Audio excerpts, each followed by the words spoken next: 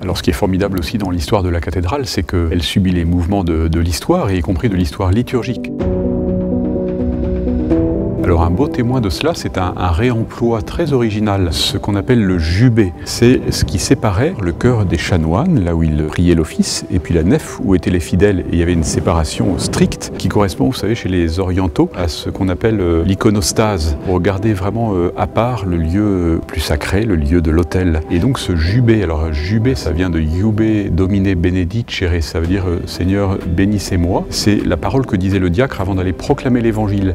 Il montait en haut du jubé, parce qu'il n'y avait pas de micro à l'époque, et qu'il pouvait proclamer l'évangile. Et donc ce jubé qui a été réalisé par Monseigneur Jean de Langeac, qui est un grand évêque du XVIe siècle, c'était un jubé Renaissance. Après le Concile de Trente, on a demandé de supprimer les jubés, parce que la conception de la liturgie a évolué. On a voulu que les fidèles ne soient pas coupés, visiblement, du chœur. Et bien, plutôt que de mettre ce jubé aux orties, on l'a réemployé pour supporter la tribune de l'orgue. Ce qu'il y a d'original dans ce jubé, en plus de son réemploi, c'est que c'est un jubé Renaissance, et que donc on a, comme on aimait à la Renaissance, beaucoup de scènes profanes, en particulier les travaux d'Hercule, qu'on n'a pas tellement l'habitude de voir dans une église. Alors on peut imaginer qu'Hercule, c'est une préfiguration du Christ, si l'on veut, mais en tout cas, il y a ici, en plus des vertus théologales et cardinales, les travaux d'Hercule, effectivement très forts, puisqu'ils portent le buffet d'orgue.